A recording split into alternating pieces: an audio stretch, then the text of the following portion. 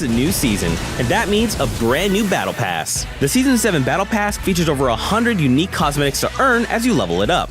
When you first buy the pass, you'll instantly unlock brand new progressive outfits, Zenith and Lynx. Plus, if you opt in for the Battle Bundle, you'll get Sergeant Winter too. New to the Season 7 Battle Pass are wraps. Wraps are earned through leveling up the Battle Pass and allow you to cosmetically customize weapons and vehicles in-game. So pick your favorite look to match your most stylish outfits. There are 100 tiers and over 100 rewards, ranging from new outfits, pets, toys, emotes, and more. Of course, none of them affect gameplay, and you'll keep all your rewards after the season ends. Plus, all Battle Pass owners will get early access to their own island in Creative, a brand new place for you to design games with friends and build your dream Fortnite. The Season 7 Battle Pass is available in the in-game store right now for just 950 V-Bucks. Hope you enjoy Season 7, and we'll see you in-game.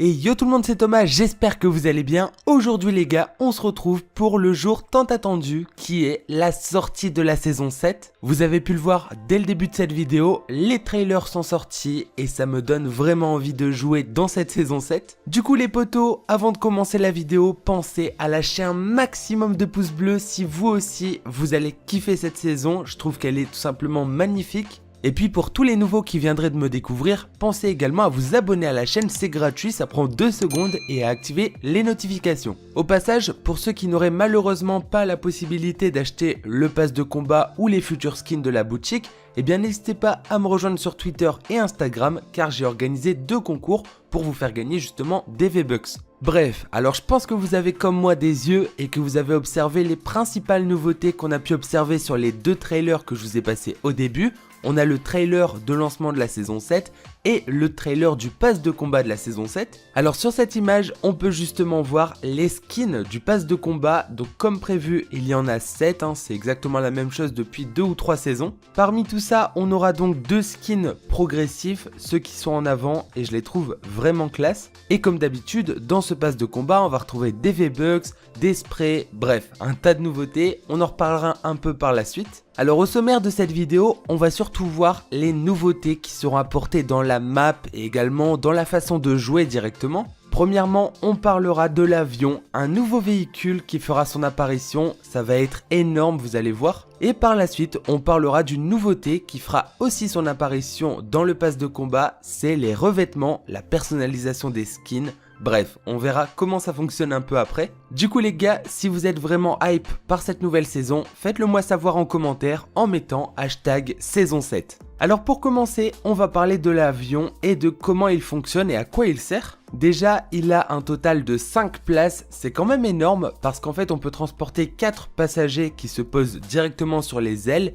et un pilote. L'avion est équipé d'une mitrailleuse, on a pu le voir dans le trailer. Mais attention, elle peut surchauffer, donc c'est pas trop cheaté. En quittant l'avion, donc en sautant, les joueurs sont en phase de chute libre, on va pas se casser la gueule, c'est-à-dire qu'on peut redéployer le planeur. On peut utiliser les touches de basculement pour faire des virages serrés, franchement ça peut être grave stylé, on va pouvoir faire des figures, des courses, etc. Du coup après il nous donne quelques conseils, on va passer ces détails. Et finalement on dispose de commandes d'accélération et de frein pour faciliter la mobilité. Du coup les potos, un avion c'est pas n'importe quoi et ça va bien faire son apparition en Battle Royale comme on avait pu le prédire dès hier. En vrai ça va être énorme, ça va nous ajouter plein de possibilités au niveau du gameplay et à la fois du fun et ça c'est vraiment cool. Ensuite, on va parler des ballons car ils ont été modifiés, vous allez voir c'est assez intéressant. Ils nous disent que les ballons ont été retravaillés de telle sorte qu'il est désormais possible d'utiliser des armes et des objets en même temps qu'ils sont équipés. Avant, quand on prenait une arme alors qu'on était en train de voler avec des avions, les ballons explosaient. Maintenant, on pourra s'en servir même en étant dans les airs. Désormais, les joueurs peuvent s'accrocher jusqu'à 3 ballons dans le dos alors qu'avant je crois que c'était 6.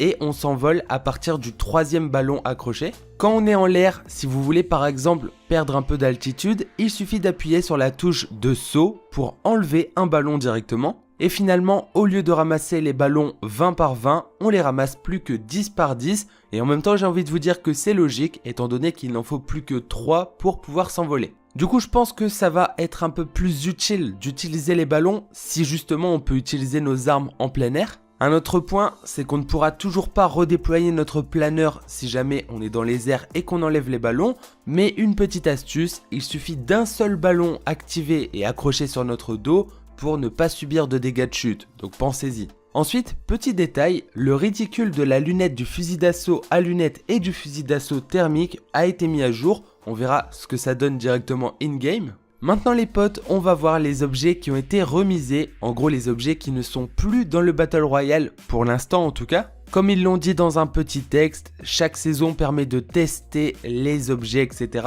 et de voir lesquels sont vraiment adaptés au mode Battle Royale. Donc c'est possible que certains de ces objets soient remis par la suite et d'autres qu'on ne les revoit jamais. Donc les objets qui ont été enlevés, c'est la pierre d'ombre, le fort de poche, le congeleur, la grenade collante, le fusil à pompe double et la grenade à onde de choc. Je pense que pour certains vous allez être déçus, mais pour d'autres vous allez être satisfaits, un peu comme moi. Ensuite les gars, on vient à une partie de la vidéo qui est très intéressante, les nouveaux lieux et nouvelles villes de la map de Fortnite. Déjà on a pu voir dans le trailer que la map était en grande partie enneigée, ça fait plaisir, on a pu remarquer des lacs gelés, de la neige, des nouvelles villes etc.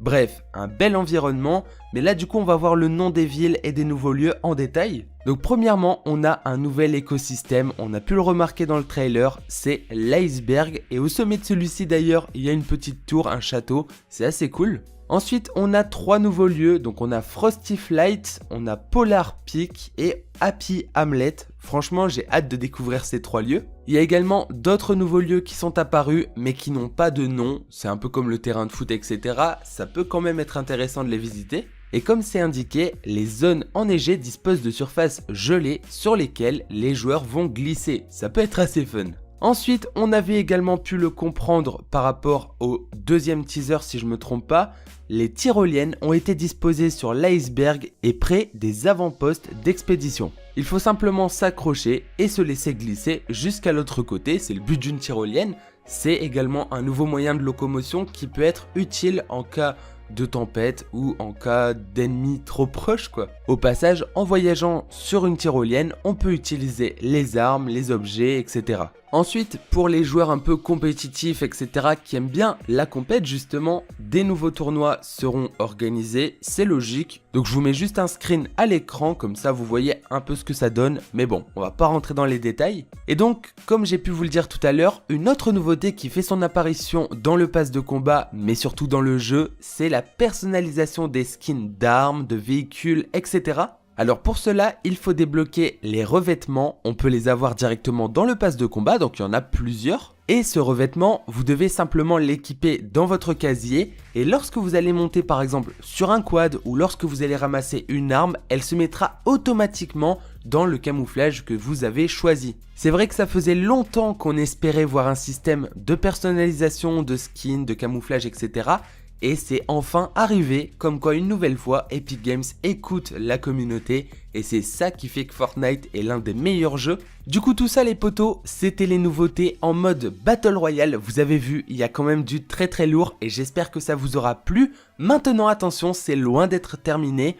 On va voir en quoi consiste le mode créatif, comment il fonctionne, etc. Bref, plein d'informations. Pour faire un résumé simple afin que vous compreniez, le mode créatif, c'est un mode à part des modes Sauver le Monde et Battle Royale qui va nous permettre d'avoir une île personnalisée où on pourra créer une map, des jeux, etc.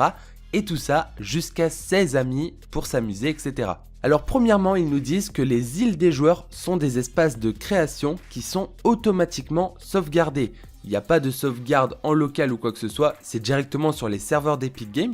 Le menu créatif vous permet d'accéder à votre île, mais également aux îles créées par vos amis ayant rejoint votre serveur ou aux îles à la une choisies par la communauté. En fait, on peut également rejoindre les îles d'inconnus qui sont par exemple très bien et qui ont été choisies justement par la commu.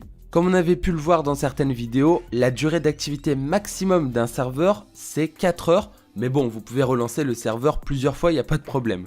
Alors tous les possesseurs du pass de combat commencent dès maintenant avec 4 îles, c'est-à-dire que vous pouvez personnaliser 4 îles différentes, c'est bien pour organiser différents jeux, etc. Parce que si vous n'aviez qu'une seule île, à chaque fois il faudrait supprimer des trucs, là vous en avez 4, ça vous donne encore plus de possibilités. Et pour ceux qui n'ont pas le pass de combat, ce sera à partir du 13 décembre et vous disposerez également de 4 îles. Au passage, vos amis peuvent venir sur votre île, donc ça c'est plutôt bien quand même, mais les propriétaires d'une île peuvent modifier les permissions pour déterminer si leurs amis peuvent ou pas modifier, construire, etc.